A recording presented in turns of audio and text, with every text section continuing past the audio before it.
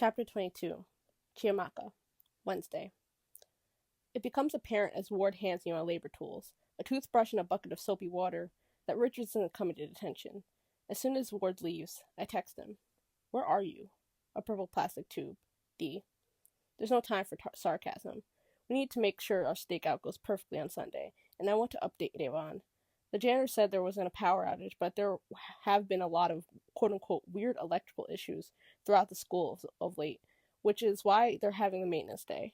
It's not a coincidence, that much I know. This time next week, I'll be able to focus on Yale and convince Headmaster Ward to restore my position as head prefect. This time next week, I'll be getting ready for the Senior Snowflake Charity Ball. At Nevaeh, the Snowflake Ball is the most important event of the year, and it's not just Nevaeh students. The headmaster invites the biggest donors and Nevaeh alumni to watch as the Snowflake King and Queen are crowned, and marked as the students that everyone needs to know as they graduate. Last year's Snowflake Queen got into Harvard, with one alum's very powerful recommendation. That crown could be the thing that gets me a guaranteed spot at Yale. Why aren't you in detention? I got sick. D.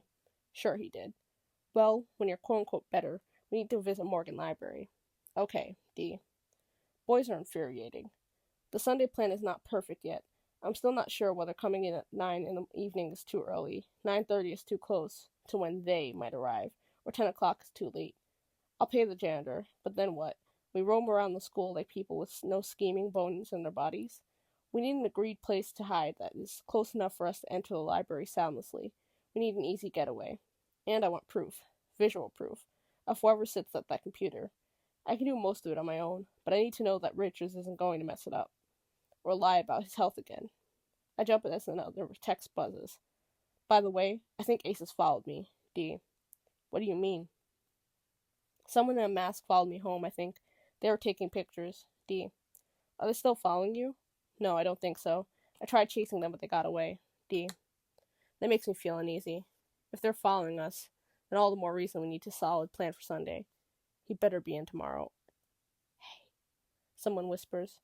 I look up to see Belle in the doorway, blonde curls packed up in a high ponytail and wearing her bright blue lacrosse uniform. My eyes move down to her bare legs, then away again as I turn, bend over, dip the toothbrush in the bucket filled with soapy water next to me, and proceed to scrub the non-existent dirt on the rim table. Hi, I say. Scrub, scrub. Finished practice? I ask. No, just on my way there, actually. Wanted to see if you were here. Say hey. Maybe avoid Coach and her screaming for a few moments, she says. I stop scrubbing, turn to face Belle and her apparently really long legs. Glad I can be your break from that. I watch the door carefully.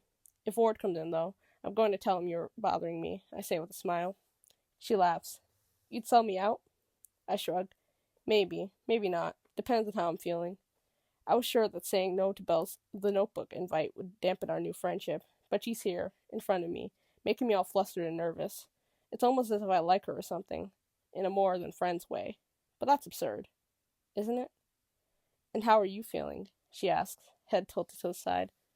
Tired. It's like I'm scrubbing away at nothing, I say, gesturing to the tables. Why'd you get such a long sentence anyway? That's kind of a funny way to describe it. It basically is a sentence. I'm surprised she doesn't know why. I assumed everyone would know about another position of lowliness I've been forced into. Ward thinks Devon and I have been spreading the rumors about each other, that we're aces.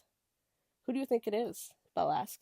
I pause, considering whether I should share my list of suspects. It could be anyone, I answer. Anyone.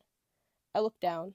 I keep going back to my list, but I just can't see how any of the people I thought it might be would be capable of doing all this. Who do you think it is? Maybe someone jealous of your perfect looks and grades, she says. My skin burns. I don't know how to respond to that, so I don't. There's a silence for a little while, which is only filled by my scrubbing and sighs, until I hear the sound of Belle's sneakers as she steps forward, taking a seat on one of the desks in the room. I'm kind of in the mood to ditch lacrosse and stay in here with you. Do you have a second brush? Why would someone want to clean on purpose? I haven't got a second one, but you can take mine, I say, holding it out with a smile. She stares at me with a smirk on her pink lips. Then she places a lacrosse stick on the table and strides over to me, inches away. I'm taller than Belle, with or without these knitted Chloe sock boots, yet I feel small next to her. Her eyes flick over to the door, then back to me. She looks mischievous, like she wants to do something that can get us both in trouble. I feel the same way, but I'm not sure what she has in mind. She grabs a toothbrush out of my hand and takes the bucket in her other, and I watch her. My heart is going faster than it does when there's an aces blast. So I just dunk it in, swish it around, then scrub the table, she asks, turning. I don't think I can form an answer with noise in my mind. All I can think about is whether I should do this, test out this unstable theory I have. Her head moves back when I don't answer. Or am I wrong? Is there some profound way to clean the desk?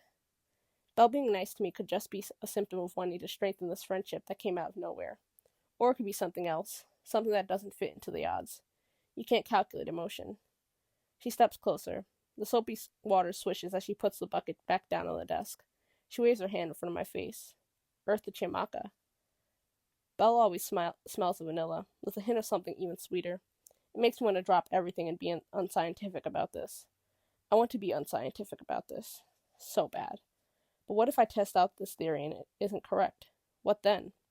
Are you okay? Belle asks, looking worried now. I'm confused, trying to work out whether we're friends or not. I surprise myself as the truth just slips out. Belle looks a little hurt by the statement, but I didn't mean it in the way it came out. I thought we were. What if I don't want to be friends? I don't want to say the rest out loud. You don't want to be friends? Belle looks really hurt, which makes my body feel like heated explosions are going off all at once. I don't. Belle nods and puts the toothbrush down. Okay, that's fine, she says quietly before walking past me. I think I want her to leave, stop confusing me, but at the same time, I don't want her to go. I want her to stay and let me explain. I think I like you in a non-friend way. If that weirds you out, you can go, I say, stumbling over some of my words. I look down, and even though I can't see her, I know she's still in the room. I didn't hear the door close. I keep going. I don't still think I can be friends with you if it weirds you out or if you don't feel the same way. For now, at least. I was friends with Jamie for ages, and I always wanted more. I don't want to repeat that again, I say without taking a breath. This is embarrassing.